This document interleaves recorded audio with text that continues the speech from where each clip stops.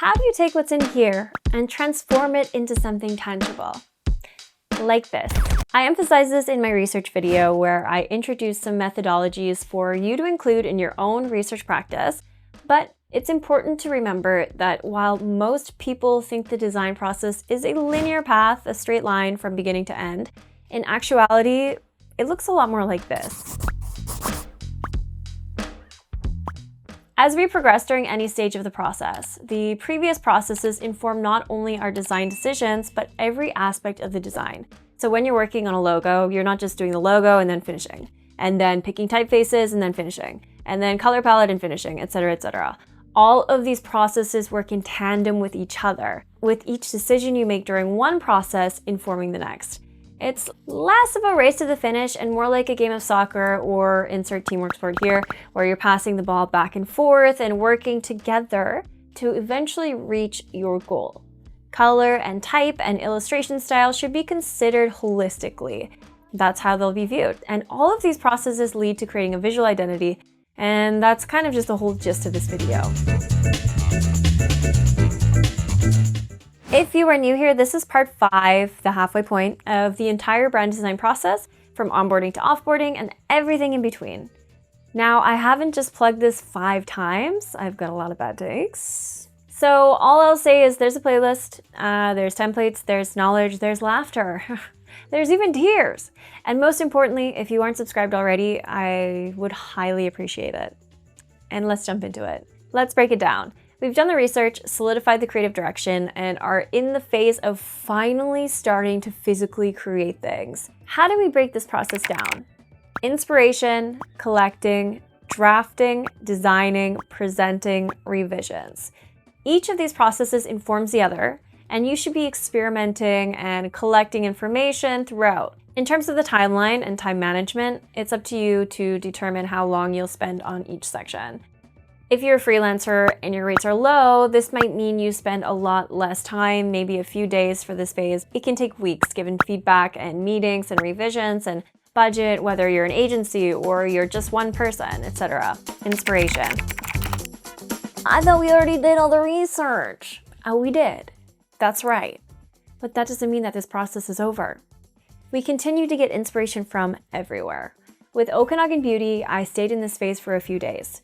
And when I say that, I don't mean I only looked for inspiration for 3 days.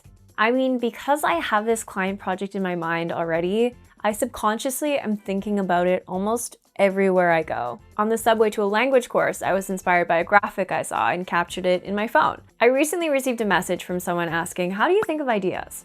And the answer is not by staring at a piece of paper and willing it into formation, rather by getting out there and getting inspired.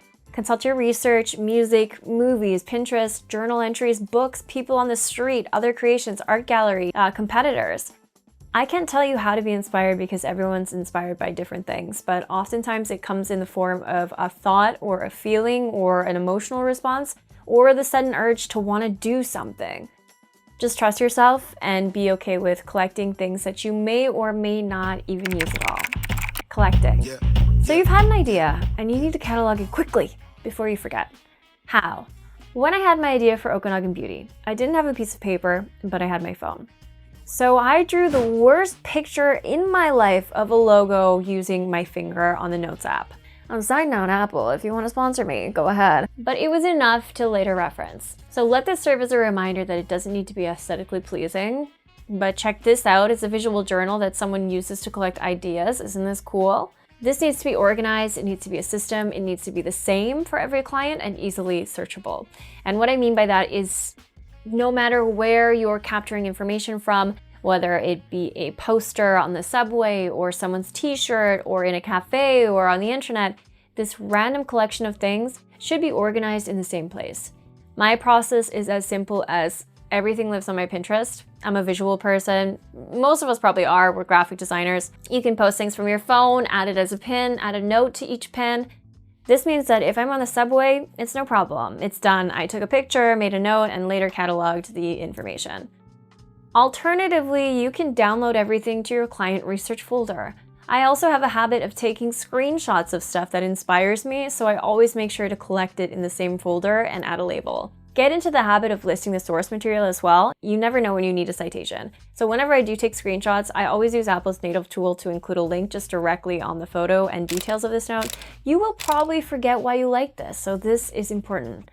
I really think that the key to utilizing tools is just to choose whatever you'll conveniently use. This is why I've always failed at using apps like Notion or bullet journals and things and systems that require a lot of mental effort to upkeep, but easily use Pinterest or Apple Notes. Because it's right there, they're right in front of you, and it takes less than 1 second to use. And often, I usually default to a pencil and paper. Just keep it simple. A folder on your desktop is good enough. Drafting. So some people call this process visual note-taking. It's a step directly before we get to make pretty things in Illustrator. Now, ideating in Illustrator is a perfectly valid process, but there's a strong argument for using paper that you may want to incorporate into your practice, and that's this: speed, efficiency. Get rid of the notion that it needs to look good and embrace the process of rapid ideation. The amount of time it takes to roughly sketch out an idea will always be faster than a computer. Choosing paper over Illustrator for quick sketches prevents getting stuck, preventing inherently bad ideas. That thought of, if I just work on this for long enough, maybe it'll start to look good. And allows for rapid ideation towards better concepts. A rough but powerful sketch will always be better than a refined Illustrator logo that lacks a strong conceptual foundation. Mind to paper is literally the closest thing we have to being able to directly translate your ideas. It removes the anxiety that comes with being a perfectionist, less getting distracted by social media and other notifications, less tempted to try to refine ideas in Illustrator and waste time. It will save you time in the long run. It's okay if it looks like shit. Trust the process. This is why before everything I make, I sketch, I write, I draw. It doesn't matter what I'm doing, whether I'm doing a proposal or UX UI design or a logo or packaging design or even a YouTube video concept. Then refine it in the medium that it's meant to be in. There is a reason that with all of these technological advances, people are still using pencil and paper. Design. Next, let's talk about the actual creation. So here are all of the things you'll want to consider when you're designing your logo. The primary logo, logo variations, typography, color palette, imagery, and usage and mockups. So all of this apart from mockups for now will tend to inform the creation of the other assets. And all of this is being designed with everything you've created so far. The mood boards, the research, the creative direction. This is all of the stuff that went on and is still going on behind the scenes that ensures your design will be a strong one. I started with the primary logo, and as a general rule of thumb, you should always begin your designs in black and white so that your focus is on clarity, spacing, legibility, form, shape, and accessibility. Reverse the color to white and see if it still works. The agency 160/90 even presents their ideas to clients in black and white, stating color biases a client's ability to focus on the form and ideas that the logo communicates. Even if you think you have the one, keep making stuff. This process took me a day, and then I chose 3 of the logos that I felt had different personalities and expanded on those. At the end, I came up with 2 to 3 logos I felt like were strong enough to present to the client. Don't choose ideas you don't want the client to pick. You might think that if you made the logo first, that you should send this to your client right away. Wrong. Develop these ideas with mock-ups to present to the client. Develop the whole goddamn identity. Choose the colors, choose the illustration styles so you're able to receive feedback on the identity as a whole and revise right away rather than continuously presenting individual concepts at a time. Remember, the client wants to do the least amount of work. Clients are more focused on the end result than the process or how you got there, so make sure to visualize with mock-ups what the brand will look like. Presenting. You have 2 to 3 strong and fully fleshed out options that you want to present to your client. Before you present these options to your client, let's revisit the onboarding stage and the rules that you've set for yourself and your client. You should have specified with the client how many options you'll be presenting. Some designers only present 1. Most agencies present 1 to 4. If you are unsure of how many you want to present, it's best to say between 1 to 3 rather than letting the client choose or forcing yourself to present an option just for the sake of meeting your promise to the client. Kindly remind the client that they've got 2, 3 rounds, however many you've decided, of revisions, and additional costs at an hourly or set rate if required. This is pivotal to preventing the endless cycle of uncharged revisions that eat away at your time and mental health. Save the file with the date and version in the title because there will be back and forth with the client. And remember, presentation is representation. So any piece of information or material or correspondence is a reflection of your own brand identity as a designer. Ensure you have well thought out presentation materials. You can take a look at my template for sale here, which is what I use to present the first draft of brand identities to clients.